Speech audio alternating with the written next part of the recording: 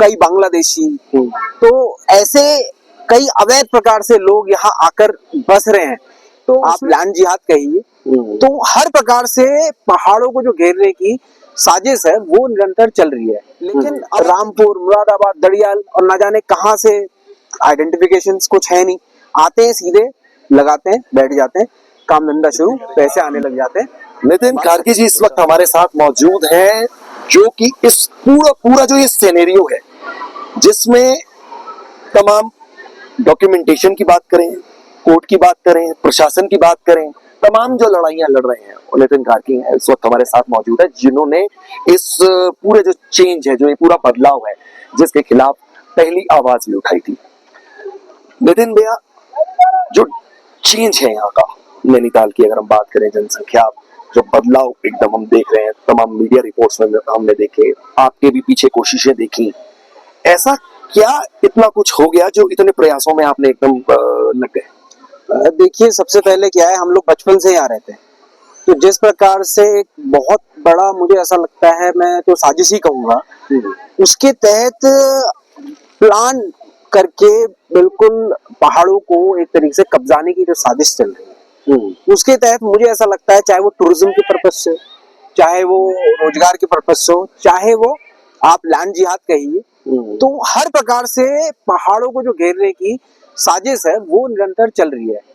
अब आप देखिए, उत्तराखंड जो है, उत्तराखंड की जो सीमाएं हैं नेपाल से लगी हुई हैं, इधर उत्तर प्रदेश से भी लगी हुई है, तो खुली सीमाएं हैं हमारी खटीमा, और उसके आगे अगर आप देंगे नेपाल से, तो चाइना से, कई बांग्लादेशी, तो ऐसे कई अवैध प्रकार से लोग यहाँ आकर बस रहे हैं। तो उसमें क्या होता है, देखिए नैनीताल पर्यटन क्षेत्र है, तो होता क्या है, जैसे आदमी आया है, स्वाभाविक है अगर आइसोलेट होता तो हम लोग स्वभाव से पूछ लेते, भाई तुम कहाँ से आए हो, तो लेकिन होता क्या, घूमने आते हैं, वो एक बहाना होता है घूमने का, तो घूमने आए, अब आप हर किसी से पूछ नहीं सकते। अभी आप देखेंगे यहाँ पर फंड लगते हैं, तो करीब करीब वो 200-250-300 फंड लगते हैं, जिस पर मैंने माननीय उच्च न्यायालय में कंटेम्प्ट फाइल करा, 2 साल वो चला भी। लेकिन रामपुर, मुरादाबाद, दड़ियाल और न जाने कहां से आइडेंटिफिकेशंस कुछ है नहीं, आते हैं सीधे लगाते हैं, बैठ जाते हैं, काम धंधा शुरू, पैसे आने लग जाते हैं, बात खत्म। प्रशासन को भी जाता है कुछ? प्रशासन जाता है नहीं जाता है इसका तो मैं कुछ नहीं कह सकता, बिना सपोर्ट के आपको लगता है कि ये सब चीजें नहीं कुछ संभव है? कुछ थोड़ा तो मुझे लगता है कि कुछ ना कुछ चैनल तो कुछ होगा, लेकिन हाँ, कंटेम्प्ट 2 साल चलने के बावजूद जब कंटेम्प्ट कोर्ट में चला, माननीय उच्च न्यायालय के हमारे न्यायाधीश ने कहा कि भाई हम मौके पे आएंगे, तो उसके बाद सारी चीजें सामान्य हुई, लेकिन उसके बाद तुरंत फिर सारी चीजें बदल जाती है।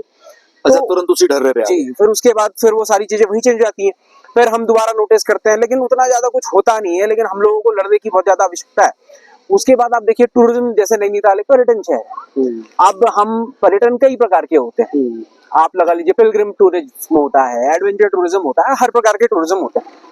तो धीरे धीरे नैनीताल को अभी आप सोशल मीडियाज में और इस तरीके से देखेंगे, तो एक प्रकार से ऐसा दिखाने की कोशिश करी जा रही है कि नैनीताल में जो वक्फ की प्रॉपर्टीज हैं, जो वक्फ की हमारी मस्जिदें हैं, या जो भी पुरानी चीजें हैं, वो बहुत सालों से एक हेरिटेज प्रॉपर्टी है, और यही पहले से, अच्छा हम बचपन से यहीं रहते हैं, तो हमने तो ऐसा कुछ देखा नहीं, हमने भी देखा छोटे छोटी सारी चीजें थी, और अब जाके उनको इस तरीके से प्रोजेक्ट किया जा रहा है कि उसको एक टूरिज्म के रूप में खड़ा करा जाए, कि हाँ भाई, मतलब एक इस्लामिक पिलग्रिमेज का एक नया कॉन्सेप्ट शुरू करा जाए, ताकि लोगों का आकर्षण हो, लोग आए और यहाँ बैठे। अभी उसके बाद हम लोगों ने मेट्रोपोल, एक शत्रु संपत्ति थी, तो मैंने माननीय प्रधानमंत्री जी को भी पत्र लिखा और माननीय गृह मंत्री जी को भी लिखा। माननीय पुष्कर धामी जी की सोच थी कि भाई ठीक है, जो अवैध रूप से बसे हुए लोग हैं, जो बाहर से आए, उनको यहाँ नहीं रहना चाहिए, तो उस पर बहुत प्रयास किया। तो उसके बाद करीब करीब 131 लोग वहां से हटाए गए, 131 मकान जो है, क्योंकि वो शत्रु संपत्ति में तो कोई आ ही नहीं सकता। इसी प्रकार की कई और बस्तियां जो बस चुकी हैं, उनको शत्रु संपत्ति हर कोई नहीं समझता, जो कॉमन पीपल है, जो आम लोग हैं, हर कोई नहीं समझता। मैं चाहूंगा हमारे दर्शकों को ये जरूर समझाएं कि शत्रु संपत्ति का क्या मतलब है। एक्चुअली शत्रु संपत्ति क्या है, जब भारत और पाकिस्तान का बंटवारा हुआ, तो कई सारे नेशनल ऐसे थे जो यहाँ से पाकिस्तान चले गए। अब जो पाकिस्तान चले गए, उनकी प्रॉपर्टी जो है यहाँ रहेगी। वो तो दोनों देशों में हुआ। हाँ, वो दोनों देशों में। तो उसको फिर भारत सरकार ने शत्रु संपत्ति घोषित कर दिया।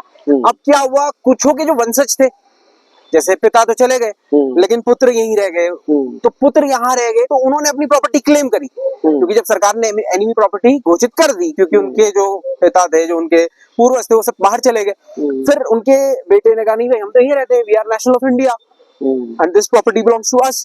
तो तब उन्होंने कहा कि नहीं भाई हमारी प्रॉपर्टी है, लेकिन अभी वो लंबित है सारे मामले, सरकार उनको शत्रु संपत्तियां घोषित कर चुकी है। तो इसी प्रकार से नैनीताल स्थित मेट्रोपोल भी शत्रु तो संपत्ति, आज वो शत्रु संपत्तियों पे इन लोगों ने अपना हक मतलब जो बाहर से कब्जा कर लिया, रहते ऐसा आपका थे। कहना? नहीं ऐसा था, रहते थे, 20-20 सालों से रह रहे थे, 30-30 सालों से रह रहे थे, उनको निकाला है, सारे मकान तोड़े गए, 131 प्रशासन ने पूरी कार्रवाई करी है, 131 मकान तोड़े गए हैं।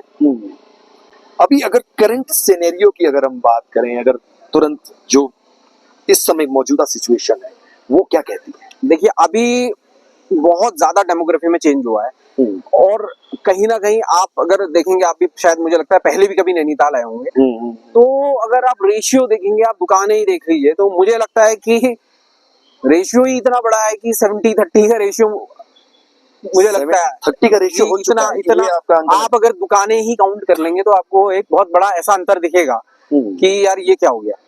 तो दूसरा सबसे बड़ी चीज क्या है कि जैसे कुछ समय पहले हम यहाँ नैनीताल में रहते थे, तो हमने कभी ऐसा अनुभव भी नहीं किया, क्योंकि सामान्यतः कोई भी धर्म का था, सब एक समान कपड़े पहनते थे। लेकिन इधर जो अब एडवांसमेंट हुए हैं, तो आप देखेंगे कि बिल्कुल जो धार्मिक बिल्कुल अपना प्रभाव दिखाने के लिए कि भाई हम यहाँ हैं, तो कपड़ों का, पहनने का तरीका, टोपी पैजामा सब, मतलब आप बिल्कुल समझ जाएंगे कि हाँ भाई ये अपना प्रभाव दिखाना चाहते हैं। इसको मैं बस एक चीज कहना चाहता हूँ, जो भी भारत में रहता है वो भारत का नागरिक है, लेकिन सरकारी जमीनों पे कब्जा करना, सरकारी जमीनों को ही इस्तेमाल करना, मैं कह रहा हूँ रहिए, आप जमीन खरीदिए, आप रहिए, क्यों आप अवैध कब्जा करते हो, आप जंगल में कब्जा करते हो, आप अवैध जमीनों पे कब्जा करते हो, आप चाहे धार्मिक स्थान हो, आपको धार्मिक स्थान भी अवैध बनाना है, जमीन पे कब्जा करके बनाना है, अवैध है क्या सामने? अब देखिए, अब इसमें निकालते हैं क्या है क्या नहीं है। अभी हमने भी कई बार कई जगह हमने पूछताछ करी, आरटीआई लगाई है, लेकिन अभी तक हमें कोई जानकारी नहीं मिली है। नैनीताल इस समय किस मुहाने पर खड़ा है? अगर इस पर्टिकुलर क्षेत्र की मैं बात करूं, जो डेमोग्राफिकल चेंजेस की बात की जा रही है, इस समय किस मुहाने पर खड़ा है? क्या लगता है आपको, कहाँ जा रहा है नैनीताल? दुकानों के परिप्रेक्ष्य में मैंने आपको बता दिया कि इतना बड़ा रेशियो है। अगर आप टैक्सी ट्रैवल की बात करेंगे, वहां स्थिति यही है। अगर आप होटल्स की बात करेंगे, होटल्स लीज पे लिए जा चुके हैं, लगभग यही स्थिति है। और अगर आप आज फ्लोटिंग, क्योंकि नैनीताल का अगर जो मूल रहने वाला है, और एक फ्लोटिंग अगर आप आबादी की बात करेंगे, तो मुझे लगता है बराबर होंगे, ज्यादा कम तो नहीं होंगे। कम नहीं। आपकी क्या तैयारी अब आगे किस तरह से? देखिए, हम तो बस कोशिश कर रहे हैं लोगों को जागरूक करने की। दूसरा, जहां हमसे होता है, हम प्रशासन के माध्यम से या कोर्ट के माध्यम से जो भी हम कर सकते हैं, हम उस पर लड़ते हैं। बाकी लोगों को तो जागरूक होना पड़ेगा जब तक, क्योंकि अगर कोई इस समाज को बदल सकता है तो वो लोग हैं, पब्लिक है। कोई कुछ नहीं कर सकता, पब्लिक को ही जागना पड़ेगा, तभी सारी चीजें होंगी। बहुत बहुत शुक्रिया बातचीत करने के लिए। तो ये वो शख्सियत है जिन्होंने झंडा बुलंद कर रखा है इसके विरोध में कि जो बदलाव नैनीताल की सरजमीन पर देखे जा रहे हैं, और तमाम, चाहे प्रशासन के थ्रू हो चाहे शासन के थ्रू हो, इस लड़ाई को लड़ने की जिम्मेदारी जिन कंधों ने उठा रखी है, ये आप उनको सुन रहे थे। वीडियो जर्नलिस्ट अभिजीत के साथ सूरज अरोड़ा, नैनीताल।